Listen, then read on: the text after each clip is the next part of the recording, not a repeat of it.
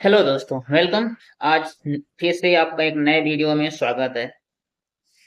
अभी कल मणिपुर में प्रेसिडेंट रूल हटाया गया था और फिर से वहां एक इलेक्टेड गवर्नमेंट को इस्टेब्लिश किया गया था। इसी कंटेक्स्ट में आज हम इमरजेंसी प्रोविजंस क्या होते हैं, इमरजेंसी क्या होती है, फिर अगले वीडियो में हम प्रेसिडेंट रूल्स के बारे में जानेंगे। आइए शुरू करते हैं। Emergency provision. दोस्तों, हमारे कॉन्स्टिट्यूशन में पार्ट 18 पार्ट 18 में 352 यानी 352 से 360, 352 से लेके 360 तक के आर्टिकल्स हैं, वो इमरजेंसी प्रोविजन के बारे में बात करते हैं। तो आखिर ये इमरजेंसी क्या है? आखिर इमरजेंसी प्रोविजन हमारे कॉन्स्टिट्यूशन में क्यों इंक्लूड किया गया? इसके पीछे लॉजिक क्या था? इमरजेंसी क्या है? ये कैसे काम करता है? यही हम इस वीडियो में जानने की कोशिश करेंगे। तो इमरजेंसी प्रोविजन, इमरजेंसी को अगर समझने की कोशिश करें तो आपके डेली लाइफ में भी इमरजेंसी सिचुएशन आते होंगे। जैसे मेडिकल की लाइन में इमरजेंसी का मतलब क्या होता है? अगर हमारा तबीयत इतना खराब हो जाए कि हम जो हमारे नॉर्मल प्रोसीजर होता है उसके द्वारा हमें उसे डिफिकल्ट हो या लगे कि नहीं ये अच्छा नहीं है, हमें इसे इमरजेंसी वार्ड में जाना चाहिए। इमरजेंसी वार्ड में जाना चाहिए ताकि हम इसे तुरंत अच्छे से ठीक कर सकें। तो ऐसे सिचुएशन हमारे देश में भी आ सकते हैं, ऐसे सिचुएशन हमारे देश में भी आ सकते हैं जिसको हमें तुरंत ठीक करने की जरूरत पड़े, उसके लिए हमें वेट न करना पड़े। ऐसे सिचुएशन को एब नॉर्मल सिचुएशन बोलते हैं। यानी ऐसा सिचुएशन जो नॉर्मल न हो उसे एब नॉर्मल सिचुएशन बोलते हैं। और जब हमारी कंट्री में एब नॉर्मल सिचुएशन आ जाती है तो उसको डील करने के लिए, उसे मैनेज करने के लिए, उसे हैंडल करने के लिए इमरजेंसी प्रोविजन, इमरजेंसी का यूज किया जाता है। यानी इमरजेंसी प्रोविजन सेंटर को इतना पावर देती है, सेंटर को इतना ऑथराइज कर देती है कि इस एब नॉर्मल सिचुएशन को वो अपने तरीके से हैंडल कर सकती है। अब ऐसा कौन सा सिचुएशन है, जैसे हमारे अगर अपने पे लेके चले मेडिकल के लाइन में, ऐसे हमारा एक्सीडेंट हो गया, बड़ा एक्सीडेंट हो गया, या ऐसी भी बीमारी हो गई, या आपका शुगर हाई बीपी हो गया, हार्ट अटैक आ गया, तो ऐसे सिचुएशन को इमरजेंसी सिचुएशन बोलते हैं। तो वैसे ही हमारे देश में ऐसा कौन सा, ऐसा क्या होता है कि हम उसे एब नॉर्मल सिचुएशन बोलते हैं और उसे डील करने के लिए इमरजेंसी की हेल्प ले लेनी पड़ती है। तो उसमें दो तीन तरीके के सिचुएशन, मतलब पांच तरीके के सिचुएशन है। पहला sovereignty, second unity, third integrity, fourth security, fifth democratic setup, and sixth जो हमारा है वो कॉन्स्टिट्यूशन इटसेल्फ, यानी कॉन्स्टिट्यूशन स्वयं। इसको फिर से सब समझते हैं। सोवरेंटी का मतलब क्या हुआ? तो फर्स्ट आया हमारा सोवरेंटी। सोवरेंटी मतलब होता है प्रभुत्व हमारा है, मतलब हमारे डिसीजन मेकिंग में कोई इंटरफेयर नहीं कर सकता। हमारे लिए क्या सही है क्या गलत है ये हम डिसाइड करेंगे। वैसे ही देश के केस में सोवरेंटी का मतलब ये होता है कि हमारे देश के लिए क्या सही है क्या गलत है, हमारा कॉन्स्टिट्यूशन क्या कहता है, इस बारे में वो कौन डिसाइड करेगा? हमारी कंट्री डिसाइड करेगी। अगर सॉवरेंटी पे थ्रेट आ गया, कोई वार हो गया, या किसी भी तरीके से हमारी डिसीजन मेकिंग में इंटरफेरेंस होने लगा, तो हम क्या बोलेंगे? ऐसा सिचुएशन आ गया है कि हम इमरजेंसी प्रोविजन को प्रोक्लेम कर सकते हैं, इमरजेंसी लगा सकते हैं। थर्ड है यूनिटी। यूनिटी का मतलब हुआ कि हमारे देश की जो यूनिटी है, यानी 29 स्टेट है हमारा, 28 स्टेट्स है, यूनियन टेरिटरी है, इसमें डिवीजन होने लगे। जैसे आजादी के पहले हम 500 कुछ स्टेट थे, सब अलग अलग आपस में फाइट करते थे। वैसे हमारे देश में भी अगर ऐसा होए, सारे स्टेट आपस में फाइट करने लगे, नहीं हम अलग होंगे, जैसे अब अभी कश्मीर हुआ था, सब लोग कहते थे कि हमारा कश्मीर अलग हो जाएगा, हम देश की जो हमारी यूनिटी है उसे ब्रेक करेंगे। तो अगर ऐसा सिचुएशन आता है तो उसे एब नॉर्मल सिचुएशन बोलेंगे, और उसे हैंडल करने के लिए, उसे डील डील करने के लिए हम सेंटर इमरजेंसी प्रोविजन लगा सकती है। थर्ड है सॉवरेंटी यूनिटी। अब थर्ड है इंटीग्रिटी। इंटीग्रिटी का मतलब होता है हमारे देश में जितने सारे लोग हैं वो यूनाइटेड हैं, और यूनाइटेड क्यों हैं? क्योंकि हम एक वैल्यू को फॉलो करते हैं। जैसे अगर दो भाई हैं, दो तीन, मान लीजिए आपके फैमिली में दो भाई हो, आप लोग कुल मिला के तीन, दो या तीन, चार चार हो, वो यूनाइटेड क्यों है? क्योंकि वो एक बाप के बेटे हैं, यानी उनमें सब में एक खून यानी एक वैल्यू है। वो कहा जाता कहते हैं ना, ये मेरा भाई है, इसीलिए हम क्या है, यूनाइटेड है। तो हम हमारी जो इंटीग्रिटी है, हमारे अंदर कौन सी वैल्यू है, उसे क्या बोलते हैं? इंटीग्रिटी। किस वैल्यू को फॉलो करते हैं, उसे बोलते हैं इंटीग्रिटी। अब हम इंडिया में किस वैल्यू को फॉलो करते हैं? भारत माता।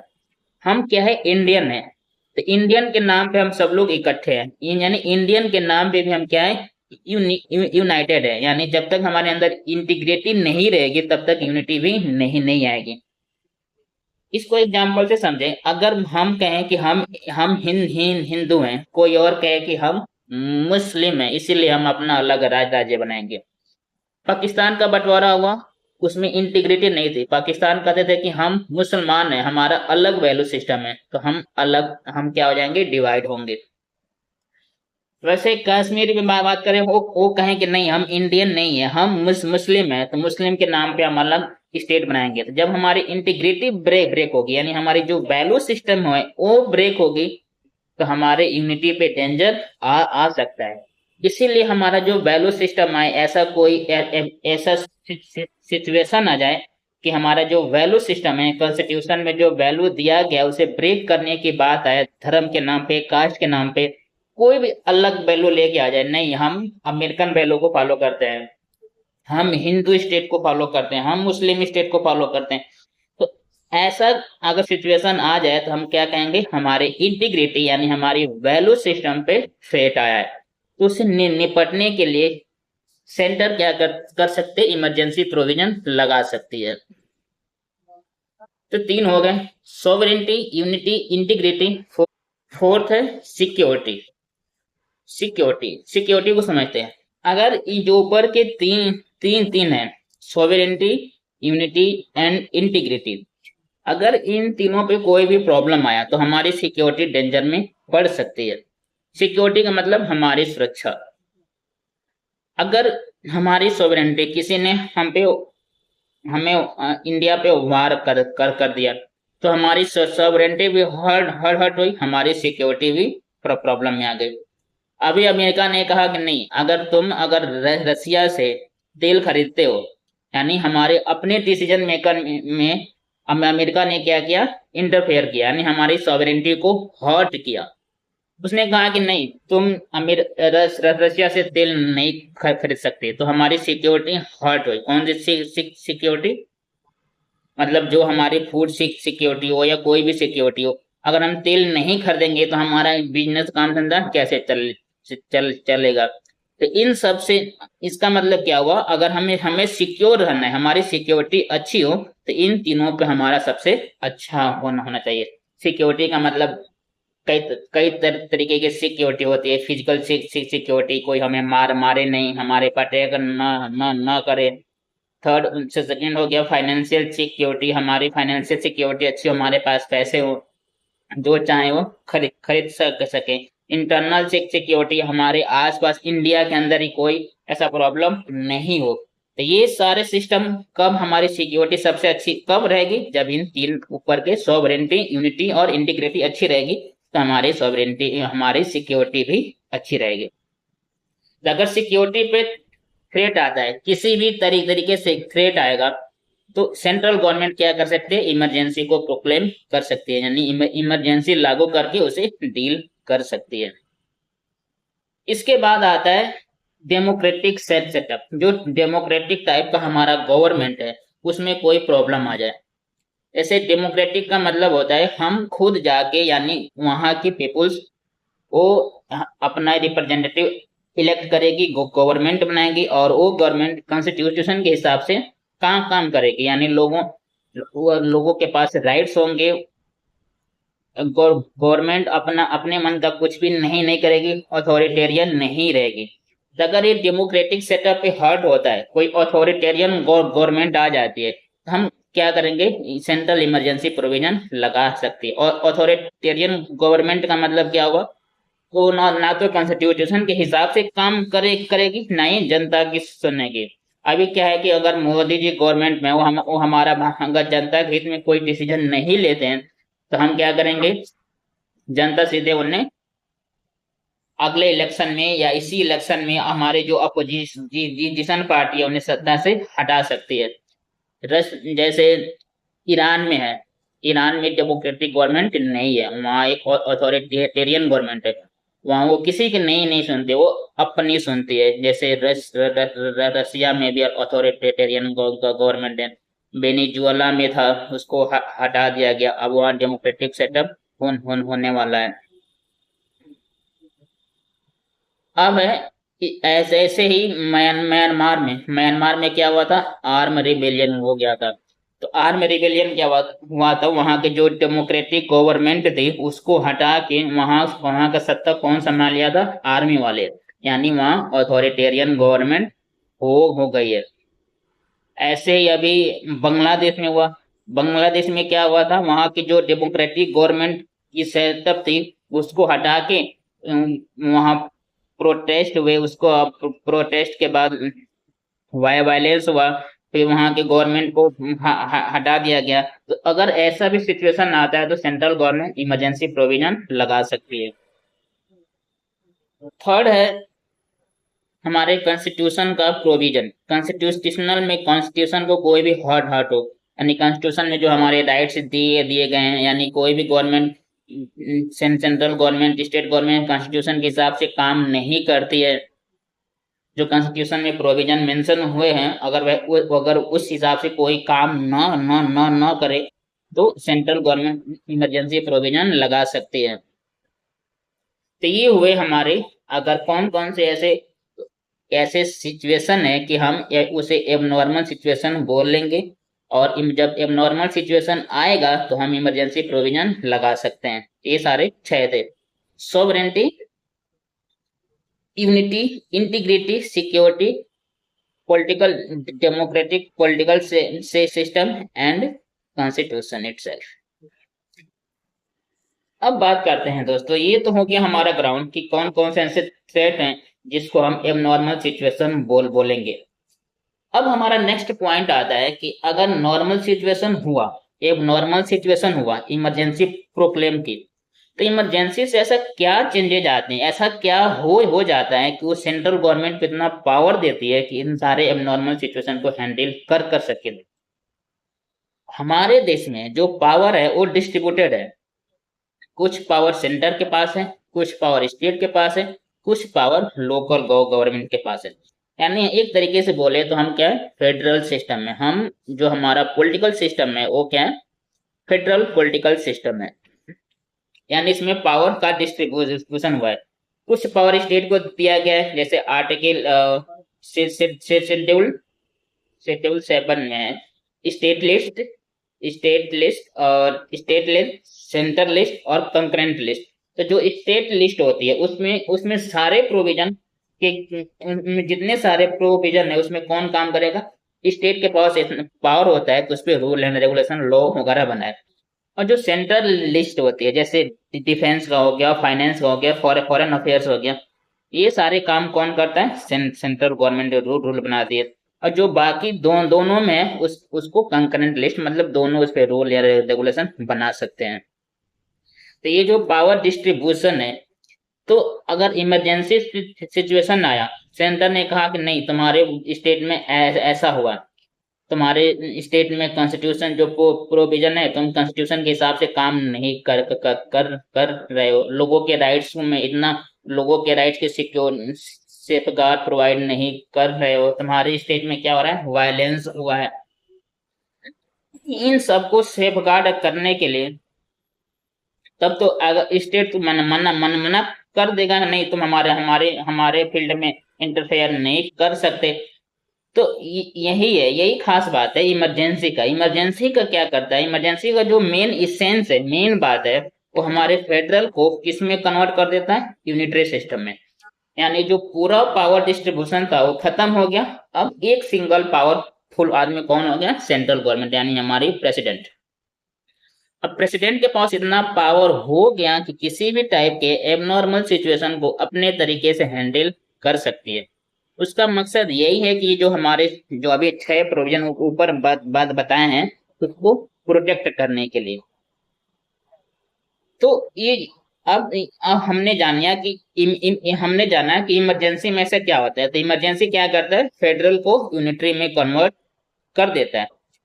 और ये अंबेडकर अंबेडकर साहब ने कहा था कि ये जो हमारा सिस्टम है फेडरल से यूनिटरी में चेंज करने के लिए विदाउट एनी फॉर्मल अमेंडमेंट, ये हमारे कॉन्स्टिट्यूशन की सबसे यूनिक बात है। ये अन्य किसी कंट्री में भी नहीं है, अमेरिका में भी नहीं है। अब एबनॉर्मल सिचुएशन को हैंडल करने के जो इमरजेंसी इमरजेंसी है, उस इमरजेंसी को 3 कैटेगरी में डिवाइड किया गया है। जितने भी तरीके से इमरजेंसी नॉर्मल सिचुएशन है, उसको अगर कितने कितने तरीके कैटेगराइज करके कैसे कैसे डील किया जाए, उसको 3 कैटेगरी में डिवाइड किया गया है। वार, किसी ने वार कर दिया, अंदर आर्म रिबेलियन हुआ, तो इस टाइप के इमरजेंसी को कहा जाता है प्रोक्लेमेशन ऑफ इमरजेंसी। इसे नेशनल इमरजेंसी भी कहा जाता है। जब कोई वार करेगा, आर्म रिबेलियन करेगी, तो ये क्या करेगी, हमारे पॉलिटिकल सिस्टम, हमारी यूनिटी इंटीग्रिटी को डेंजर में लाएगी, हमारी सोवरेनिटी को हर्ट करेगी। टाइप की इमरजेंसी को, तो हमारा फर्स्ट इमरजेंसी क्या हो गया, नेशनल इमरजेंसी। इसे कॉन्स्टिट्यूशन में प्रोक्लेमेशन ऑफ इमरजेंसी कहा जाता है। आर्टिकल 352 बताता है कि हम प्रोक्लेमेशन ऑफ इमरजेंसी 2 ग्राउंड पे कर सकते हैं। फर्स्ट, एक्सटर्नल वार नहीं, 3 ग्राउंड पे। फर्स्ट वार, किसी कंट्री ने हमारी कंट्री पे वार कर दिया। थर्ड, एक्सटर्नल अग्रेशन, जैसे चाइना ने